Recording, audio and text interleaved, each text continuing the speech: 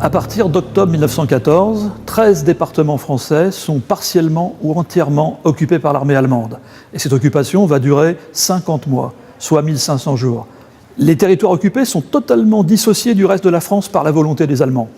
Le courrier ne passe plus, les nouvelles ne circulent plus. Et donc la population civile, qui se trouve désemparée face à un ennemi nombreux, puissant, se trouve en situation de coma, parce qu'elle n'a aucun levier pour se défendre face à la puissance de l'occupant.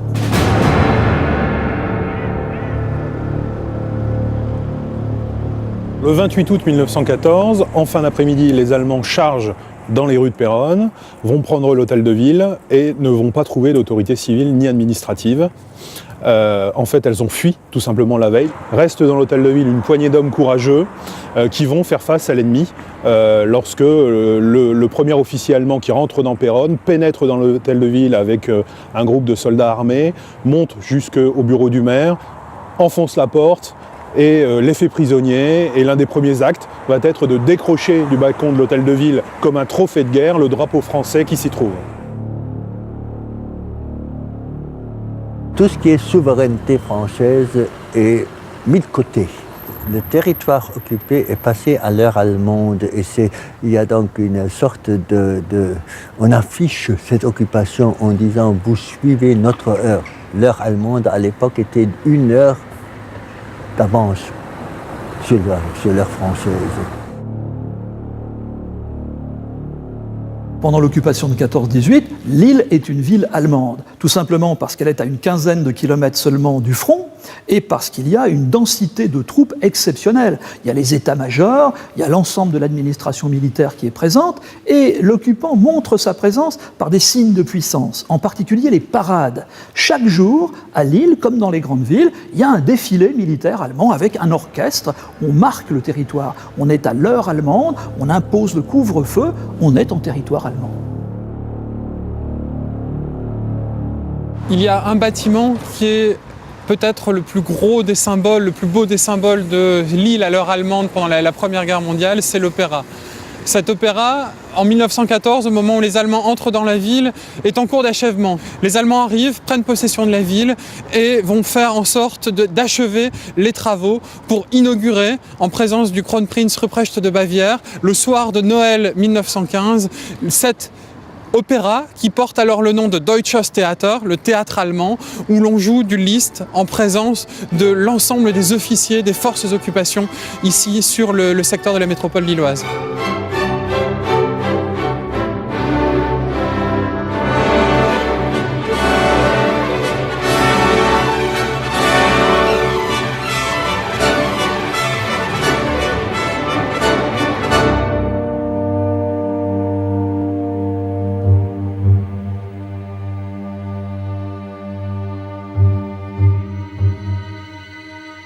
Pour l'entretien des troupes sur place, les Allemands imposent aux villes des contributions de guerre qui se chiffrent en centaines de millions de francs. Ils prélèvent aussi le maximum de ressources sur les territoires occupés. Tous les objets qui font l'ordinaire des civils sont pillés méthodiquement, périodiquement par l'occupant. D'abord, on réquisitionne des logements. On héberge des officiers, parfois 5-6 officiers, dans les grandes maisons bourgeoises. On s'installe avec les familles, en bonne partie avec les familles. On prend ce dont on a besoin et de suite. On paie même. On fait soit un paiement sur place, soit des bons. Donc, quand un officier signe un bon de réquisition d'un cheval qu'il va prendre à l'habitant, il dit bon à toucher après la victoire des Allemands. On a également la présence de commerces allemands qui vont s'ouvrir puisque l'occupant exigeait que tous les commerces soient ouverts. Si les Français ne se réinstallent pas dans les commerces, eh bien on y met des commerçants allemands. Donc la moitié des commerces de Péronne vont être tenus par des Allemands. L'une des révolutions importantes aussi, ça va être l'implantation d'une monnaie de guerre à partir de 1915, puisque face aux raquettes des troupes allemandes, il va falloir trouver une solution monétaire. Et donc sur 80 communes, dont Péronne, va être mise en place des bons de guerre de la région de Péronne qui vont remplacer l'argent français ou l'argent allemand. Le blocus que les Alliés ont mis en place dès la fin de 1914 pour asphyxier l'Empire allemand a eu des conséquences tragiques pour la population allemande en termes alimentaires. Et donc ils mettent en place un système extrêmement méthodique pour exploiter tout ce qui est disponible sur le territoire, l'or, la monnaie. Ils vont bien sûr exploiter les ressources alimentaires de régions qui sont très productrices en matière de blé, en matière d'élevage, et ils vont bien évidemment s'intéresser à l'appareil industriel. Et dans ce pillage, il y a deux matières qui provoquent des sursauts, des oppositions fondamentales. Tout d'abord, c'est les prélèvements de cuivre, parce que bien sûr la population a compris que ce cuivre va servir en Allemagne à produire des munitions. Et la deuxième matière qui provoque un blocage, c'est en 1917, la volonté de prélever la laine des matelas, parce que là on touche à l'intime des familles. Not kennt kein Gebot. Nécessité fait loi. À ce moment-là, on prend sur la population, évidemment, des territoires occupés. Tout ce qu'on peut prendre. Mais ça, c'est un phénomène qui se produit au fur et à mesure que le blocus fait mourir de faim les Allemands. Lille, comme toutes les villes et les villages des territoires occupés, sont des villes qui très rapidement vont être en dépression. Les habitants n'ont plus de charbon pour se chauffer, ni de gaz et d'électricité pour s'éclairer. C'est donc une ville dans le noir, une ville où les habitants ont faim, une ville où les habitants ont froid. C'est uniquement grâce à l'aide humanitaire apportée par les États-Unis, la Grande-Bretagne et les Pays-Bas que les civils vont survivre. Conséquence de ces pénuries, ce sont les nombreuses épidémies qui vont se développer, épidémies de choléra, de diphtérie, de tuberculose, que vont connaître les civils jusqu'à la libération.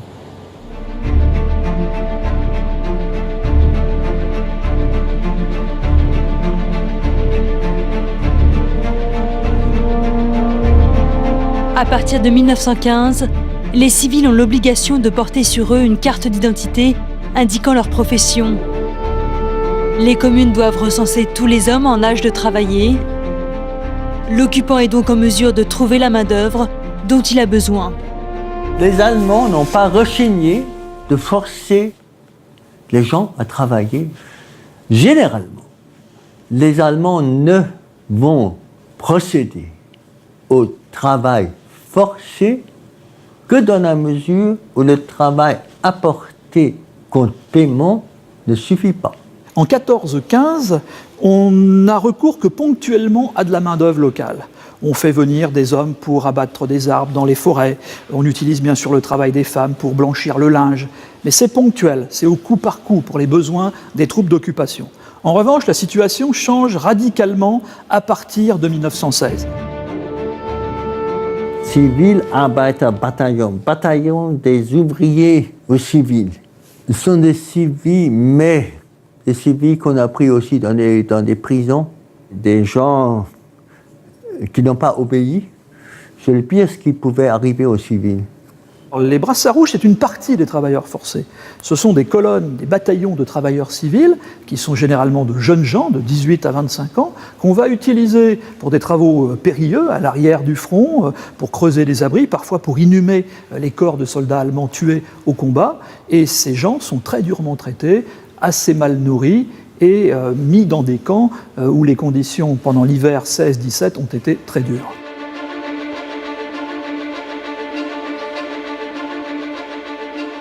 À Pâques 1916, ce sont, à l'échelle de la métropole lilloise, 20 000 habitants qui vont être déportés dans d'autres régions, dans l'objectif de servir de main-d'œuvre dans les grandes exploitations agricoles, dans l'Aisne, dans les Ardennes. Sont déportés non seulement des hommes, mais aussi des femmes et des jeunes filles. C'est d'ailleurs cette scène qui est représentée sur l'un des bas-reliefs du monument aux morts de Lille. Cela va déclencher une indignation générale dans l'opinion publique, et notamment en France libre, où les journaux vont couvrir cet épisode pour montrer la barbarie de l'occupant allemand dans les territoires occupés.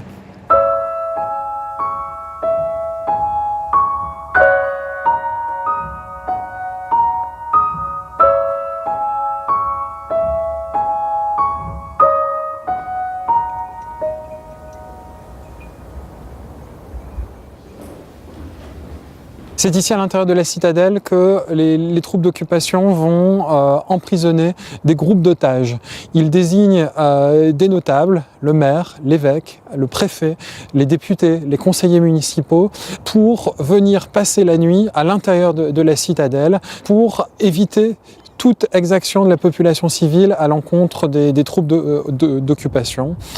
La citadelle de Lille sert aussi comme lieu d'emprisonnement des soldats pris dans les zones de combat. À partir de 1915, cette citadelle va servir de lieu d'exécution d'un certain nombre de résistants pris par le contre-espionnage allemand et qui seront jugés sommairement avant d'être abattus dans les fossés de la citadelle.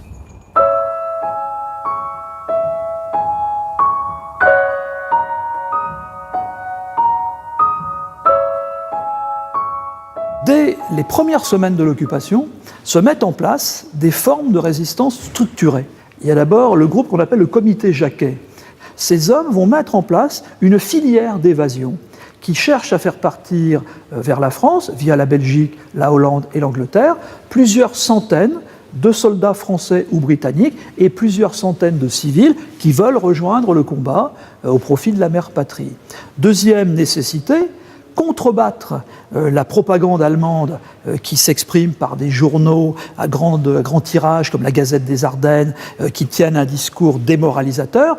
Et il y a un troisième type d'action qui est possible, c'est renseigner militairement les soldats alliés sur les activités, sur les mouvements des troupes allemandes dans la zone occupée. Il y a une figure emblématique qui incarne la résistance dans le nord de la France, c'est Louise de Béthigny, qui va créer, au début de l'année 1915, un réseau de renseignement qu'on baptise le service Alice. Mais là encore, la durée de vie de ce réseau est limitée, puisque en octobre 1915, les principaux dirigeants, ce sont surtout des femmes, sont arrêtés par les Allemands. Louise de Béthigny est condamnée à mort, sa peine va être commuée, et elle va périr dans une prison allemande en septembre 1918. Parmi les groupes qui travaillent pour le service Alice, quelques adolescents menés par un jeune Belge, Léon Trullin. Arrêté à la frontière avec des plans de batterie et d'aviation allemande, il est condamné à mort. Dans une dernière lettre à sa mère, il écrit « Votre fils s'est dévoué pour sa patrie. Je pardonne à tout le monde, amis et ennemis. »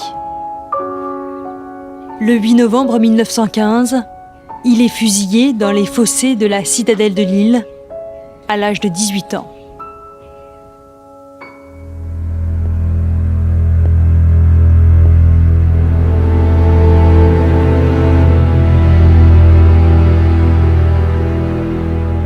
Point stratégique sur le front, Péronne est plusieurs fois reprise par les Alliés. Lors de la bataille de la Somme, en 1916, sa population est évacuée. Quelques mois plus tard, les Allemands se replient sur la ligne Hindenburg. Les troupes allemandes qui quittent Péronne après 2 ans et demi d'occupation vont laisser une ville complètement désolée, tout un territoire complètement désolé. On a détruit les habitations dans une volonté de politique de la terre brûlée. On a arraché, tronçonné les arbres fruitiers, on a empoisonné les points d'eau, tout ce qui pouvait être réutilisé pour l'ennemi. Et ils vont jusqu'à laisser sur les ruines de l'hôtel de ville un panneau assez odieux qui porte l'inscription « Nicht ärgern, nur wundern ». Ne vous fâchez pas, étonnez-vous seulement. Ça, c'est la traduction à peu près correcte. Ne vous fâchez pas, étonnez. À l'époque, les Français ont traduit différemment. Ne vous fâchez pas, admirez seulement. Ce qui est une mauvaise traduction de ce que veut dire l'auteur allemand. La population, elle le perçoit très mal, c'est une insulte supplémentaire après le déboulonnement de la statue de notre héroïne locale Marie Fourré qui est remplacée par un mannequin d'une prostituée. Donc on est là dans le summum de l'insulte pour les habitants qui récupèrent déjà une ville en ruine. Quand on considère que l'hôtel de ville de Péronne a été détruit en moitié par le bombardement effectué par les Français. Ils ont détruit pour déloger les Allemands. Bien entendu, ils avaient toutes les bonnes raisons. Et après, ils ont dit que les Allemands ont tout détruit. C'était un fait tout de suite transformé en propagande. Or, les Allemands disent, pas nous. Étonnez-vous un peu qui a fait ça.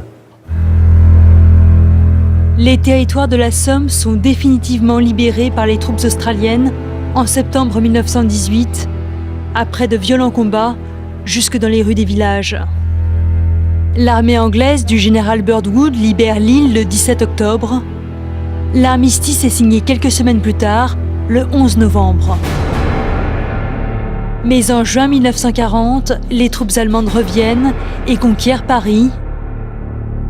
Pendant la Seconde Guerre mondiale, c'est tout le territoire français qui passe à l'heure allemande.